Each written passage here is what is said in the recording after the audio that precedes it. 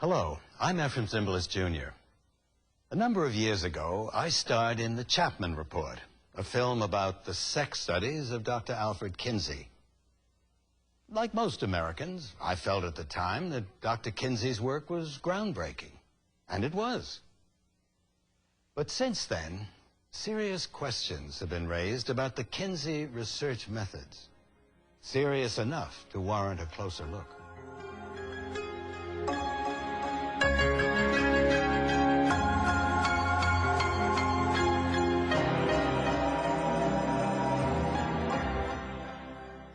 What would you think if you learned that some of the most important scientific research of the century may have been based on fraud, or if not fraud, criminal experimentation on children funded by the taxpayer?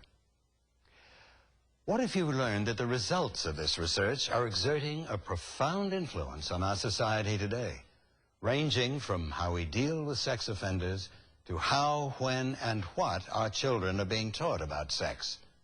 Not to mention why. Every parent in America needs to know the facts behind Alfred Kinsey's inclusion of children in his famous sex studies in the late 1940s. Recent revelations about government-sponsored radiation experiments remind us once more of the dangers of projects that violate informed consent and the standards of common decency. As you watch this story unfold, you will learn how America has unknowingly put its children at risk in the name of science.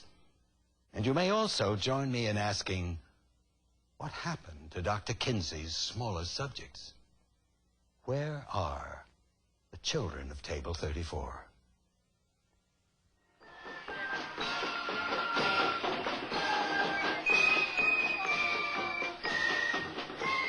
Children, our most precious gift and our hope for the future.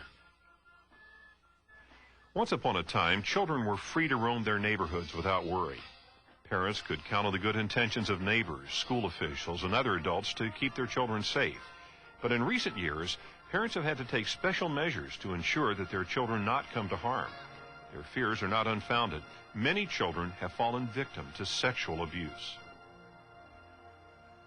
How do we go from a safe, caring environment for children to one in which parents are terrified that their children are at risk in just a few short years? Part of the answer may be found in Indiana, at the world-famous Kinsey Institute. In 1948, a zoologist named Alfred C. Kinsey shocked the world with his pioneering study, Sexual Behavior in the Human Male. Although many scientists were critical of Kinsey's methods, the media popularized Kinsey's findings about sex. By 1981, Dr. Judith Reisman uncovered the role of child sexual abuse in the Kinsey studies in a paper presented to the Fifth World Congress of Sexology in Jerusalem. She documented Kinsey's reliance on the systematic molestation of more than 300 infants and children from 2 months old to 15 years of age. Graph tables depicting sexual activity in children use identical criteria as those in the tables on adult subjects. And I went back and I took a look at the Kinsey report, Sexual Behavior in the Human Male. And as I reviewed the tables, it struck me as clear as day. How could they get this data? Where would they get these data? How did they know that a 2-month-old baby did or did not have an orgasm? How did they get a record of 26 orgasms in 24 hours for a 4-year-old? A 4-year-old. If these experiments took place, they involved acts to which no child could provide consent and for which no parent or guardian could provide consent on behalf of the child. Therefore, we're talking about criminal activity, the criminal sexual abuse of children. Research scientist Gordon Muir sees broad ramifications from Kinsey's work. According to Dr. Muir, who helped edit and publish Judith Reisman's and Ed Eichel's 1990 book, Kinsey, Sex and Fraud, children as young as 2 months of age are featured in tables. In some cases, 188 children in one table, and the legend beneath the table says, timed with a second hand or stopwatch.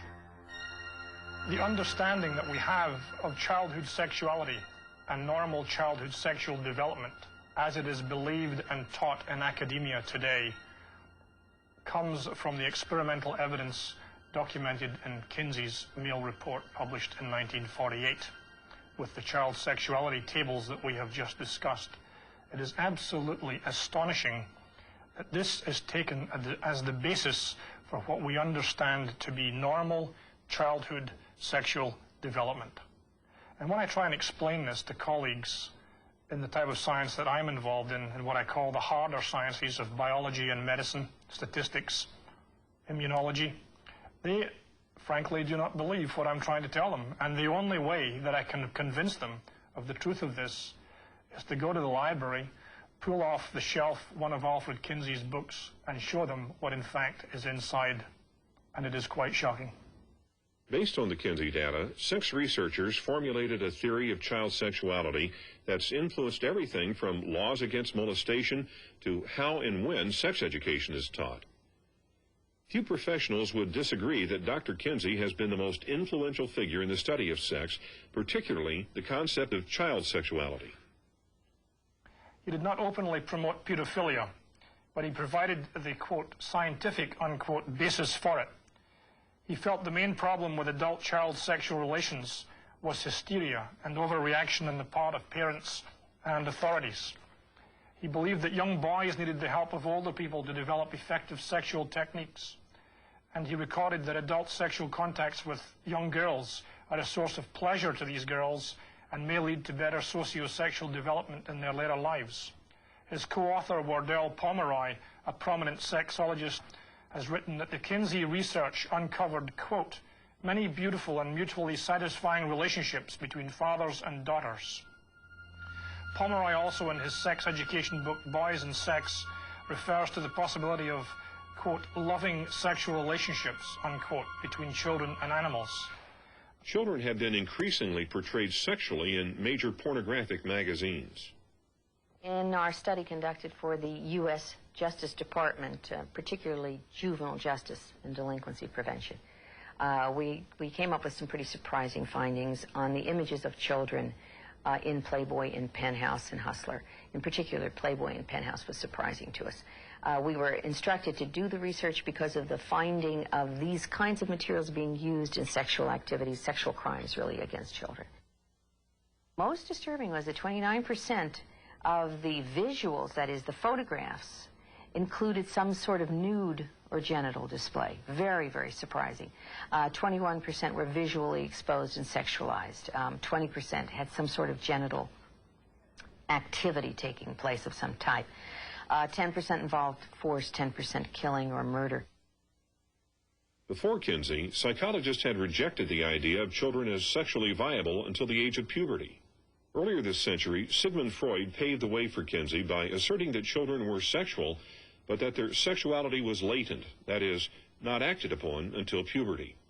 Kinsey's report radically altered this perception, spawning an entire industry based on the notion that children have a right to sexual relations at any age. The Kinsey perception of the right of children to have sex at any age has resulted in challenges to laws protecting children from sexual exploitation.